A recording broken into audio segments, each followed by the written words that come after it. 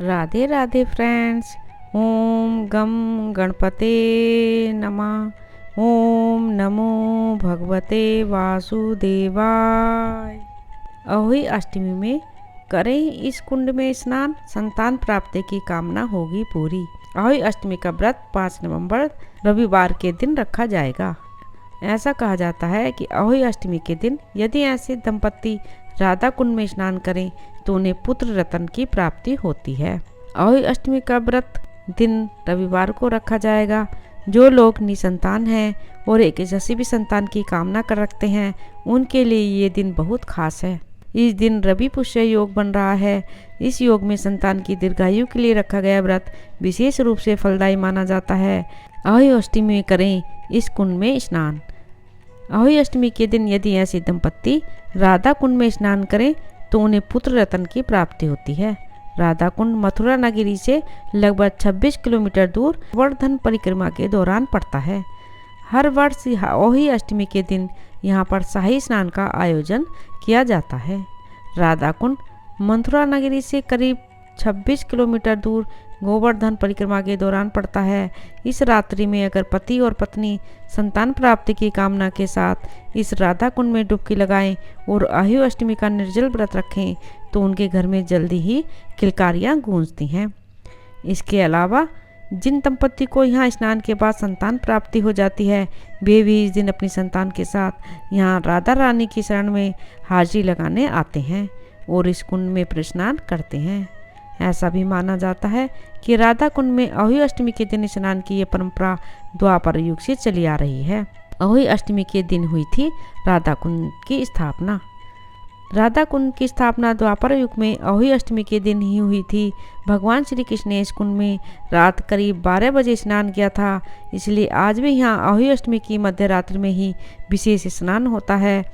हर साल विदेश से आए लाखों भक्त यहाँ कुंड के तट पर स्थित अहोई माता के मंदिर में पूजा करते हैं और आरती कर कुंड में दीपदान करते हैं। अहोई अष्टमी 2023 ब्रज की इस कुंड में डुबकी लगाने से भर जाती है निसंतानों की गोद, लगता है बड़ा मेला। संतान प्राप्ति को अहोई अष्टमी पर राधा कुंड में स्नान करते हैं। कंगन से मिलता है सुहागिन को संतान का वरदान। श्री कृष्ण ने दिया था जल स्वरूपा राधा रानी में स्नान से संतान का वरदान। राधा कुंड में 5 नवंबर की आधी रात को निसंतान दंपत्ति गोते लगाएंगे। सुहागिन को संतान का सुख कंगन से बने कुंड से मिलता है। ये कोई साधारण कंगन नहीं बल्कि ब्रजभूमि की महारानी राधा रानी के कंगन से बना है। राधा कुंड अरिष्टासुर की नगरी अरिष्ट बन थी। अरिष्टासुर बनवाल व तेज दहाड़ वाला राक्षस था। उसकी दहाड़ से आसपास के नगरों में गर्भवती के गर्भ गिर जाते थे। गाय चराने के दौरान अरिष्टासुर ने बछड़े का रूप रखकर भगवान कृष्ण को मारने की कोशिश की। कान्हा के हाथों बछड़े का वध करने से उन्हें गो हत्या का पाप लग गया। प्रायश्चित के लिए श्री कृष्ण ने बांसुरी से कुंड बनाया और तीर्थों का जल यहाँ एकत्रित किया। इसी तरह राधा रानी ने भी अपने कंगन से कुंड खोदा और तीर्थों का जल एकत्रित किया। जब दोनों कुंड भर गए तो कृष्ण और राधा ने राज किया। श्री कृष्ण ने उन्हें वरदान दिया कि जो भी निसंतान दंपत्ति अहोई अष्टमी की रात यहाँ स्नान करेगा उसे साल भर के भीतर संतान की प्राप्ति होगी। इसका उल्लेख ब्रह्मा पुराण व गर्ग संहिता में गिरिराज खंड में है। आभार और अनुरोध का संगम बनता है राधा कुंड। यहाँ हर आंखें बरसती हैं, किसी की आंखें खुशी में तो किसी की वेदना में। जल स्वरूपा राधा रानी के वरदान का सागर राधा कुंड आभार और अनुरोध का संगम नजर आता है। आंचल फैलाती ममता के मुंह से बस एक ही करुण पुकार सुनाई देती है कि हे राधा रानी मेरी भी सूनी झोली भर दो। दुनिया भर का दर्द समेटे दंपत्ति राधा कुंड में विश्वास के गोते लगाते नजर आएंगे। 5 नवंबर को अहोई अष्टमी का व्रत कर आधी रात को राधा कुंड में संतान सुख की कामना के लिए विश्वास के गोते लगाएंगे। इसके लिए राधा कुंड भी अपनी सुंदरता पर इठलाएगा। क्या है धार्मिक मान्यता? धार्मिक मान्यता के अनुसार अहोई अष्टमी पर राधा कुंड में आधी रात स्नान करने वाले दंपत्ति को संतान की प्राप्ति होती है। स्नान के उपरांत एक पसंदीदा फल छोड़ने का विधान है तो पेटा फल का दान भी परंपरा में शामिल है। बहुत से देशी और विदेशी दंपत्ति यहाँ आकर अपना आंचल फैलाएंगे।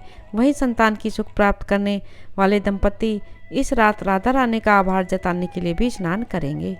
निसंतान दंपत्ति कार्तिक कृष्ण पक्ष की अष्टमी की मध्य रात्रि राधा कुंड में स्नान करते हैं तो जल्द ही उनके घर बच्चे की किलकारियां गूंजने लगती हैं। श्री कृष्ण ने दिया था राधा रानी को वरदान। दुनिया भर की चिकित्सा से निराश दंपति जब जल स्वरूपा राधा रानी के दरबार में अपना आंचल फैलाते हैं तो दरबार सजाए बैठी राधा रानी अपनी आशीष भरा हाथ उनके सर पर फेरती है। यह विश्वास उन सुनी आंखों में चमक बिखेर देता है। जब बगल में बैठे दंपति अपनी संतान के साथ कृपा का आभार प्रकट करने को गोते लगाते हैं, यह विश्वास ही है जो हर साल भरपूर दंपति की संख्या में आते हैं। यह स्नान राधा कुंड में 5 नवंबर को रात 12 बजे होगा। सभी भक्त शाम 8 बजे से ही घाटों पर बैठ जाते हैं। राधे राधे। ओम नमो भगवते वासुदेवाय। मेरे इस चैनल को ज़्यादा से ज़्यादा सब्सक्राइब करें, लाइक करें और शेयर करें।